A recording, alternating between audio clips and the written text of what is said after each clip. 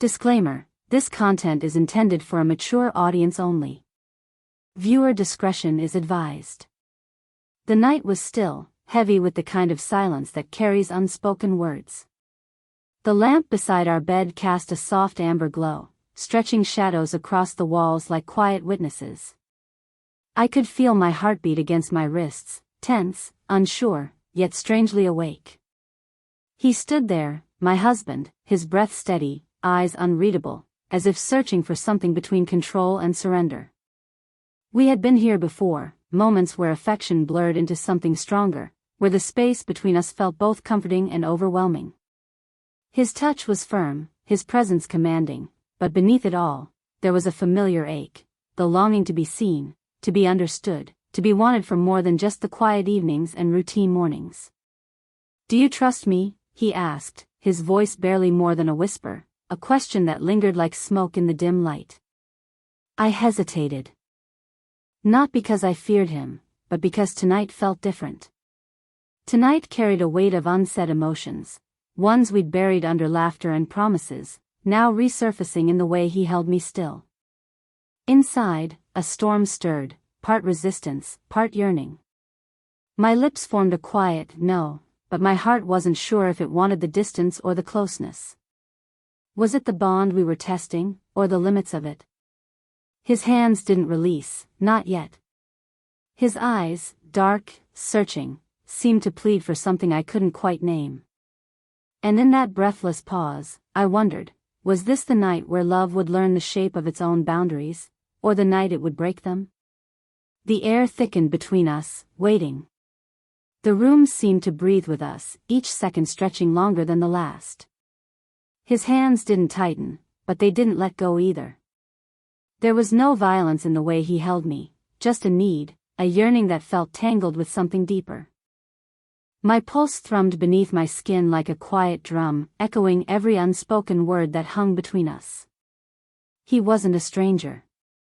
He was the man I'd shared coffee with in the mornings, the one who remembered how I liked my tea, who brushed my hair away when I was too tired to care. But lately, there had been distance, a silent canyon carved by unasked questions and half-kept promises. Tonight, it felt like he was reaching across that canyon, desperate to find something he feared was slipping away. "Talk to me," I whispered, my voice softer than I intended.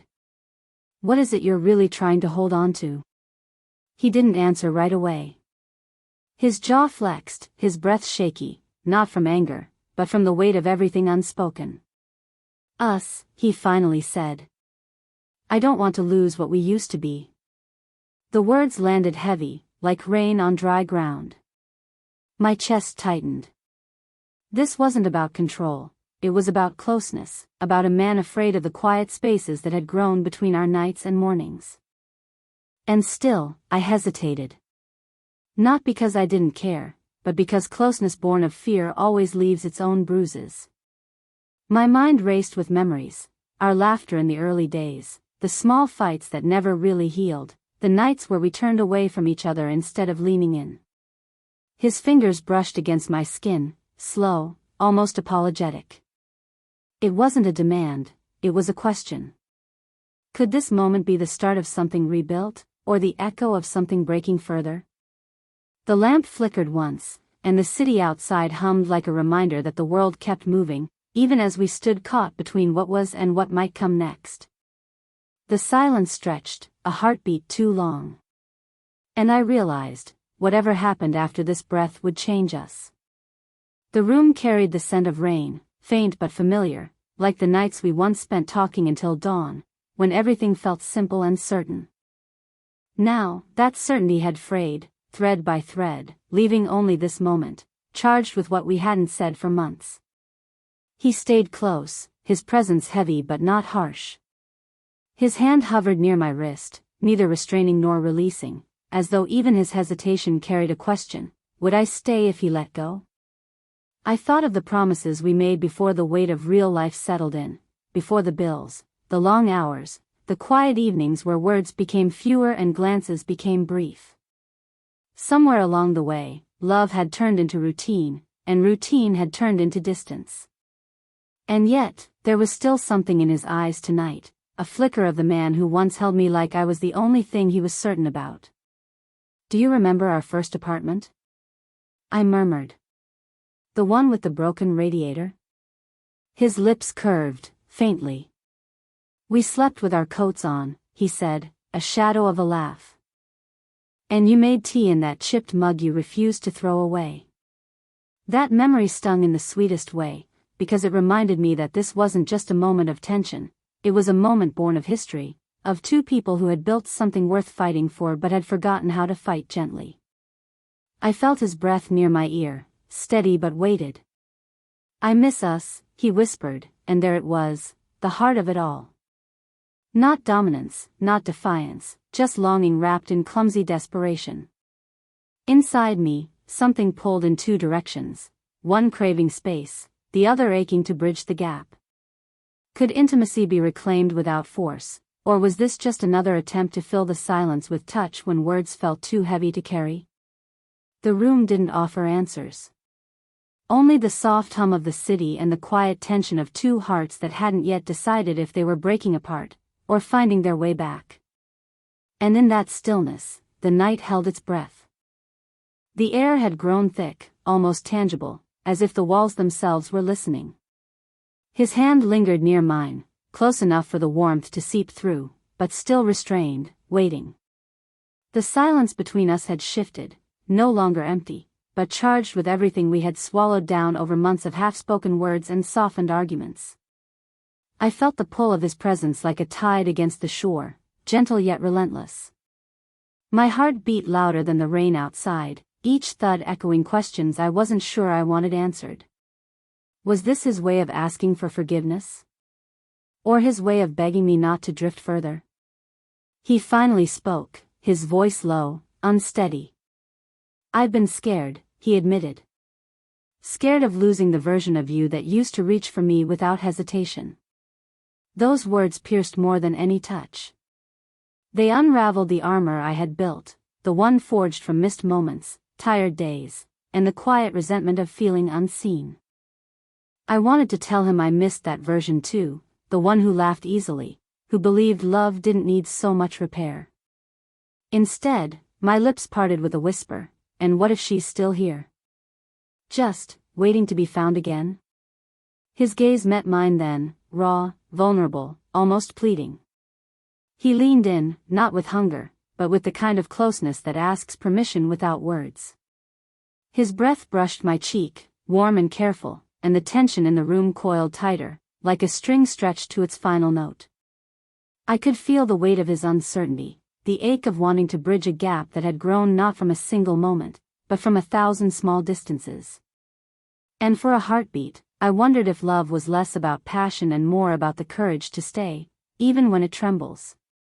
The lamp flickered again, casting shadows across his face, sharp and soft all at once. Outside, the city kept moving, but in here, time slowed to a fragile standstill. The question wasn't whether we would touch, it was whether we could truly meet. And that answer had yet to come. The rain outside had softened to a whisper, but inside the room, the storm had only begun to swell. His hand finally retreated, not in defeat, but in thought, his fingers brushing against his temple as though searching for the right words. I watched him, unsure if the distance he created was a pause or a retreat. Then he said something I didn't expect. "I read your journal." My breath caught. The air thinned around me. "You, what?" "It wasn't planned," he said, his voice low, almost guilty. "It fell open on the dresser last week. I saw just a page. One sentence." He paused, eyes steady on mine. "You wrote that you feel more alone with me than without me." The words struck like cold water, washing over every fragile thread of the moment we'd been holding. My heart lurched between anger and a strange, aching relief that the truth had finally found a voice, even if it wasn't mine that gave it. "I didn't write that to hurt you," I whispered, fingers curling into the sheets. "I wrote it because I didn't know how else to scream without making a sound." He sank to the edge of the bed, his back slightly hunched, his presence closer now but heavier with honesty. Why didn't you tell me? Why did we let it get this far? Because it was easier to pretend, I wanted to say. Easier to believe time would heal what we didn't name. But now, the quiet had become its own kind of betrayal. I was afraid, I finally said. Afraid that if I spoke it out loud, it would make it real. He turned to me then, the distance between us no longer physical but layered with truths we could no longer avoid. His eyes softened, not with pity, but with something deeper, a recognition of the wounds we both carried, the ones hidden under routine touches and rehearsed smiles. And in that fragile space, the stakes shifted. This wasn't just about tonight. It was about everything we hadn't said, every temptation to drift away, every moment we stayed silent instead of reaching back. The night no longer waited. It demanded we choose. The rain had finally stopped, leaving behind the kind of silence that feels earned, like the world had exhaled. He sat beside me now, no longer tense, no longer reaching, just present, his eyes searching mine with a steadiness I hadn't felt in months. I never wanted to make you feel trapped, he said quietly, his fingers tracing the edge of the sheet. I just didn't know how to ask you to stay. Not out of duty, out of choice. The words lodged in my chest, heavy and soft at once. For so long, I had mistaken his closeness for control, when maybe it had only been fear of fading into the background of my life.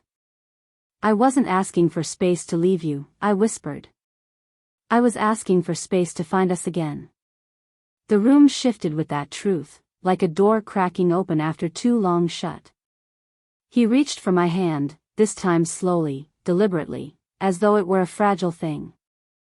I let him. And then he said something that changed the shape of the night. I'd been seeing a therapist. I blinked. What? For months, he admitted. I didn't know how to tell you. I wanted to be better, for you, for us. I didn't want to come to you empty-handed, just asking you to fix what I broke. The confession hit me harder than the journal, harder than the quiet nights. It wasn't an apology, it was a bridge, one he had been building quietly while I had been lost in the fog. In that moment, the air between us softened. Not because everything was mended, but because the truth was finally in the room, sitting beside us like an old friend we had forgotten to invite in. I leaned into him, forehead resting against his shoulder. We didn't promise forever. We didn't erase the hurt. But we chose, again, differently this time. Not to forget what had been broken, but to see what might still be built.